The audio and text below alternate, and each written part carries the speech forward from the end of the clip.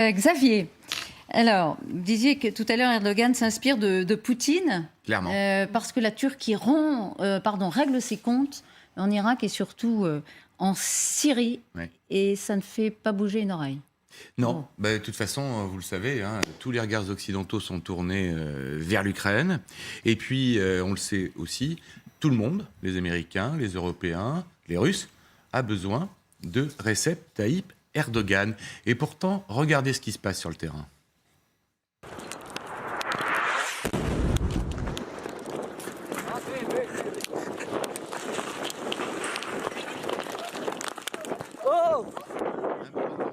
De F-16 à Kobané, au nord de la Syrie, en zone kurde.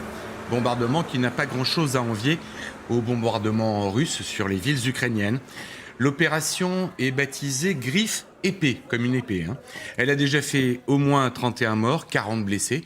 Et dans les cibles touchées, vous allez voir la relation avec Poutine. Il y a une centrale électrique très importante pour la région, des silos à grains, donc la même tactique que celle qu'emploie Vladimir Poutine en Ukraine. Ce sont belles les images Alors, que vous montrez. Ça sont les images vues depuis les F-16 turcs qu'on a vu décoller. Voilà, ce sont les bombardements vus depuis les radars et les caméras vidéo des avions. Mais je veux dire, c'est incroyable qu'on dirait du cinéma. Ça a été bien fait. complaisamment diffusé, ça, évidemment, par les services de la défense turque pour bien montrer qu'il l'avait fait, comment il l'avait fait. Alors forcément, la Russie, qui maîtrise l'espace aérien syrien, a donné son feu vert, très clair, à l'opération. Les Américains, qui se sont beaucoup servis des Kurdes pour lutter contre l'État islamique. Vous vous souvenez, à Kobané, justement, en 2014-2015, eh bien, ils détournent pudiquement les yeux. Et pour les Kurdes, une nouvelle fois, c'est une trahison. L'Amérique a causé le martyre de nos camarades. L'Amérique aurait pu empêcher le meurtre de civils, de patriotes, de nos combattants qui ont versé leur sang pendant des années pour protéger notre honneur. L'Amérique soutient Erdogan. Mort à l'Amérique. Mort à Erdogan. Mort à l'Amérique. Mort à Erdogan. C'est l'Amérique, l'ancien allié, qui est montré du doigt et non pas la Russie de Vladimir Poutine. Alors en fait, cette opération, le gouvernement turc la prépare depuis longtemps, depuis le début de l'année au moins. Il lui fallait attendre le feu vert et le bon moment. Alors le bon moment est arrivé en fait la semaine dernière, sous la forme d'un attentat dans la rue la plus fréquentée, la plus célèbre d'Istanbul. Une bombe en plein cœur de la cité du Bosphore qui tue 6 personnes. Aussitôt, l'attentat est attribué au PKK, le mouvement de la résistance kurde. Une jeune femme est très très vite arrêtée. On la voit sur des images de vidéosurveillance avec sa bombe sur les lieux du drame. Et puis ensuite, elle est exhibée entre 2 drapeaux turcs menottée dans les locaux de la police. Elle s'appellerait Alam al-Bashi, de nationalité syrienne. Elle aurait agi au nom des Kurdes, au nom du PKK.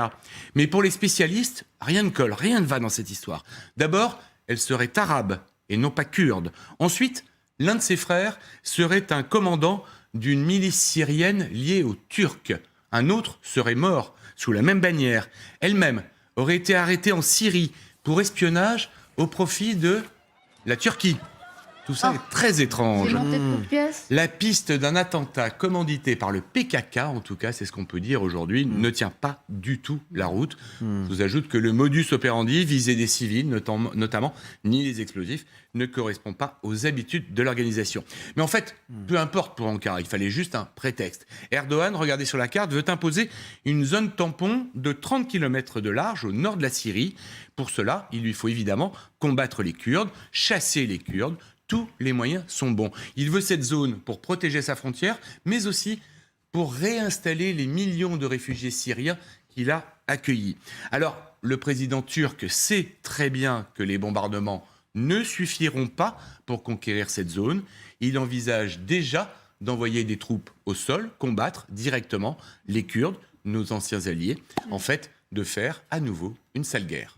On se souvient qu'abandonner les Kurdes, c'était la condition donnée par Erdogan pour que la Finlande et la Suède soient les nouveaux... Alors ça c'est pareil, il passe son temps à les humilier, il les convoque à Ankara, les ambassadeurs sont convoqués, rien n'a avancé pour le moment. Alors on sait qu'il veut briguer un nouveau mandat, Erdogan. Est-ce que c'est une manière de lancer sa campagne électorale en mode nationaliste ? Exactement, c'est exactement ça. Alors le scrutin aura lieu le 18 juin 2023. Évidemment, taper sur les Kurdes pour Erdogan, ça fait remonter sa cote de popularité. Il y a vraiment un problème avec les Kurdes en Turquie. Alors, il ne faut pas aller trop loin parce qu'il y a aussi un électorat kurde très conservateur, très islamo-conservateur qu'il faut un peu ménager. Là, ça n'en prend pas le chemin. Et puis, surtout, il est en train de se débarrasser de son principal opposant. Je vous ai répété à plusieurs fois qu'il était très en retard dans les sondages. Il avait plus de 10 points de retard sur un homme qui s'appelle Ekrem İmamoğlu, qui est le maire d'Istanbul, le leader de l'opposition, le candidat qu'on pouvait supposer. Eh bien, vendredi dernier, la justice turque a requis 1 an de prison pour Ekrem İmamoğlu. On n'a pas encore le verdict, Juste une mais question. visiblement, il pourrait passer à la trappe pour cette élection-là. Ouais, la Avec platine. Moscou a exhorté quand même Erdogan à ne pas trop déstabiliser la Syrie. On se fout du monde, non? La Totalement. Russie qui se fait Totalement. gentille et qui dit Oui, à Erdogan, oui. surtout, soyez pas méchants avec ça. Exactement, on disait tout à l'heure, Elisabeth, exactement les mêmes techniques. On profite d'un fait, un attentat, pour lancer une opération de guerre, et puis après, on ne se gêne pas. On verra. Ce qui sera important, c'est de voir si il est permis à Erdogan de lancer ses troupes au sol.